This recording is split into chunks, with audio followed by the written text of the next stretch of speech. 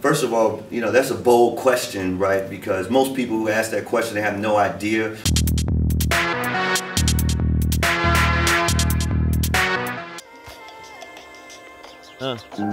told me come and get her in that white horse. Hotel menu, we take the night course.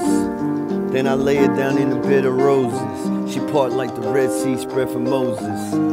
Is that really so ridiculous? She say Ryan's so meticulous. Those who don't know, what is the Renegades? The Renegades is my music club.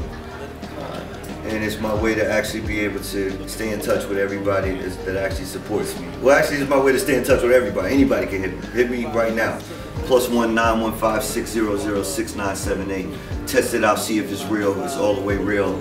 The Renegades is a movement. It's actually people who are music supporters, people that understand that in order for me to keep doing what I'm doing, keep living the life that I'm living, keep being an example to young artists all around the world, we need their support. And I understand I need their support, and I'm very appreciative of it, and that's what it's all about. So, if you want more information, just text me directly. You'll see what it is.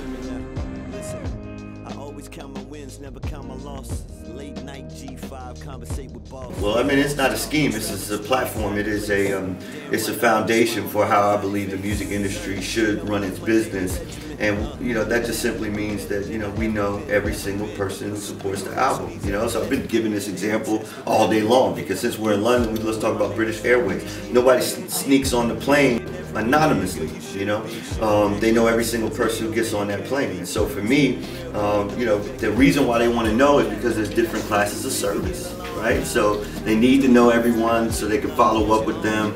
People can do surveys. How can we serve you better? People in the first class cabin who've actually supported at a higher level, they get a different level of service. And so we're providing that same tiered service approach to every single person that supports me around the world. And I believe that this isn't, hey, well, future releases happen through this. This has to be the foundation for any artist if you want to be successful. Look at Nipsey, look at Talib, look at Mano. Every single release that I do from this point on, and every release of my label, because I'm starting a record label, will happen through this platform.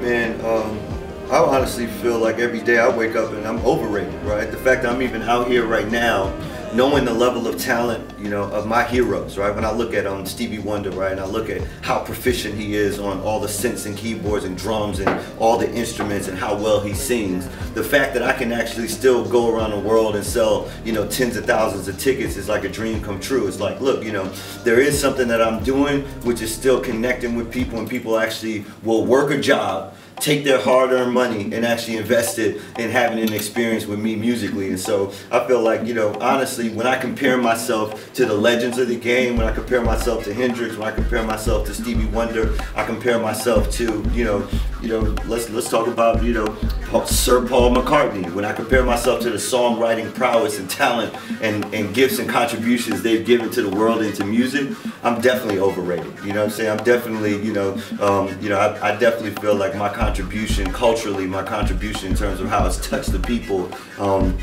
we have so many more people to touch. And so I'm living my dream every single day. I wake up every day and say, yo, is this real? Can I still do this? And so I have zero feelings of being underrated. At the same time though,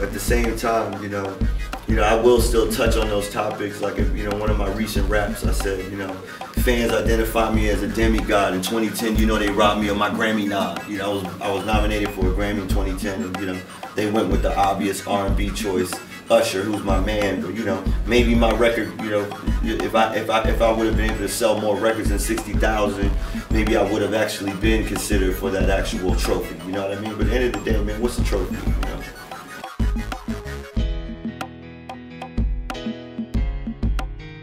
Absolutely, I stand by the reward that I offered, and first of all, that's a bold question, right? Because most people who ask that question, they have no idea of like the 2 years and hundreds of thousands of dollars that I that I spent fighting for what I thought was going to be the just result, and people don't really understand like how crazy it is to just lose, like years and years of compositions and be in the studio with people and say, yo, you could be on the biggest album in the world, but you don't have your stems. Like, I feel like sometimes people ask questions that's totally insensitive just because I'm here and I'm actually, publicly available to just be, interrogated, so to speak. They ask questions without any sensitivity to the life, the struggle, people shutting down bank accounts and shutting down publishing income and all that type of stuff. But at the end of the day, I stand by everything I do in life. I make mistakes. Obviously, I've learned from those mistakes. But if somebody could come back to me right now and give me 2 albums worth of work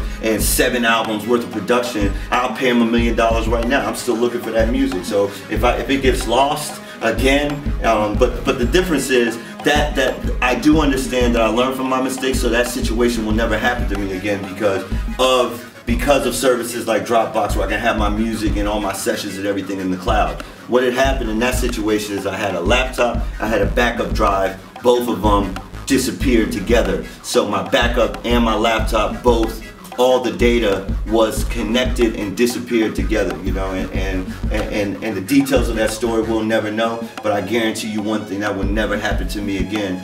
All the music and everything that I make is backed up, and it's also backed up to the cloud. I can access it from anywhere in the world. So, if I ever run into a situation where my intellectual property is inaccessible, that is my #1 treasure on this earth, and I will put up whatever award. Put up 50 million. I put up however much it is. I've seen many millions of dollars from music in general, so I know how much a composition is worth. So yeah, I would absolutely do it again.